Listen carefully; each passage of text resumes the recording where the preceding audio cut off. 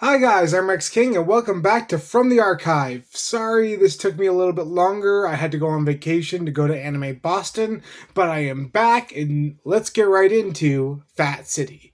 So Fat City was based off a novel written by Leonard Gardner. He also wrote the screenplay for the film and was directed by John Huston, who was drawn to the project due to his past as a unprofessional boxer and he really was drawn to kind of the style of the story and these downtrodden guys who are just fighting to survive, really. Uh, Initially, for the role of Tully, the older boxer in the film, he wanted Marlon Brando to be cast. But unfortunately, Houston couldn't get him because Brando kept saying maybe whenever Houston would ask him. So Houston just came to the conclusion that yeah, there was probably no chance at really getting him. So he settled to cast Stacy Keach, a relatively unknown at the time. For the role of Ernie, the younger boxer in the film, he really wanted Beau Bridges to play the role. However, Beau Bridges at the time felt like he was a little too old to be playing a 18-year-old boxer, so he recommended his younger brother, Jeff Bridges, for the role. For the film was released on July 26, 1972, and it was a well-needed success for John Huston. At the time, he was not making a lot of films that were making money, and he was really struggling to find a picture that would be a huge success. Fat City was the turning page for him in a lot of ways. In addition, the film ended up earning an Oscar nomination for Susan Tyrrell's performance as in the film, though she didn't win in her category. And honestly, Fat City is a really good film that gets overshadowed by the other boxing movies in the genre. A lot of times when people talk about boxing movies, they think of Rocky, the Creed movies, Raging Bull, but this film doesn't get enough attention, in my opinion. And why is that? And that's where I'm really going to focus a lot of this discussion. Now, I am going to mention that this review will have spoilers. I can't talk about Fat City without talking about the ending and a lot of the events that happen within the film. So if you're trying to go in as blind as possible, you're going to want to skip this review. I do recommend checking out this movie. But if you're okay with spoilers or you've seen the film, buckle up. I'm going to do my best to break down why this film probably isn't as well known as the other boxing movies I have mentioned. And the first of those reasons is because it's not an underdog story. What I mean by that is the film follows Tully, a down and out older, by older I mean he's like 30 apparently in the film. And he's pretty much never really hit it big. He was on the verge of becoming a really popular boxer, but then some stuff happened and he became more of a drunk, and he never really found his stride again.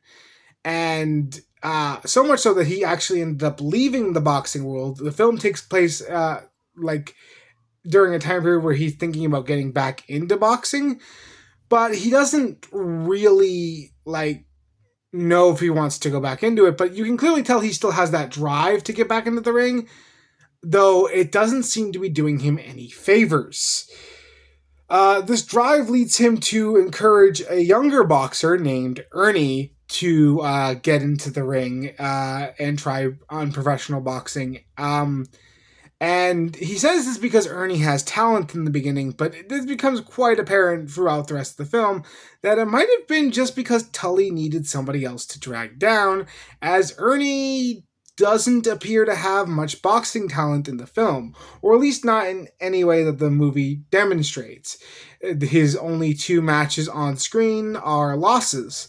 The only time we see him being successful is when he's sparring against Tully in the very beginning of the film, But, well, Tully has said he was not really in tip-top shape, and, well, Ernie didn't really need to try very hard against an opponent like him.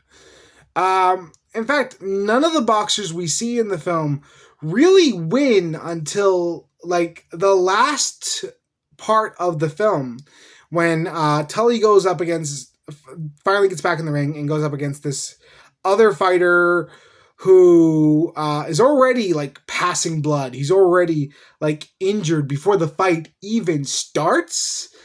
And even then, he struggles in that boxing match, and he only barely wins. So it's like, even though he had everything going for him, he still barely squeaks out a win. And what he has to show for it is $100 at the end of the day, which even back then isn't really a lot of money, especially for the pain that he's going through. Now, we see a lot of his life before he gets back into the ring, which is probably yet another reason why this film isn't talked about as far as boxing movies, because it focuses a lot of the characters' journey through outside of the ring, and basically how miserable their lives really are. Like, Tully is going from job to job, just reminiscing about the old days when he was in pristine shape.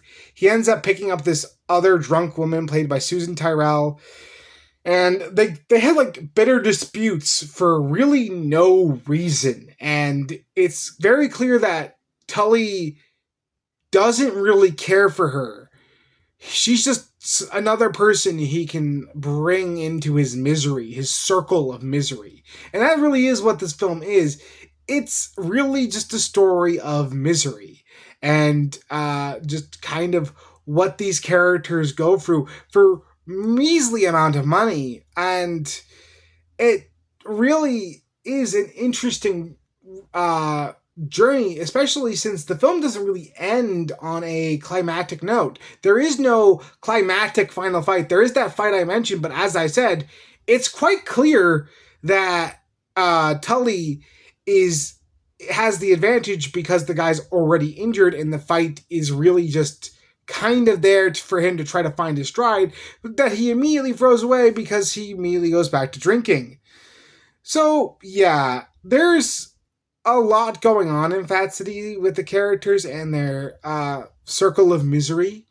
And I really enjoyed that. It's a different take on a boxing movie. It's not just the typical underdog story. It's these journeys of these very real people in a type of boxing that we don't get to see. It's mainly like these guys in, like, hangar decks and like a bunch of really worn down buildings just fighting each other for measly pickings. And it is something that I feel like is a lot different. I mean, if you are looking for a different boxing movie, I really recommend Fat City.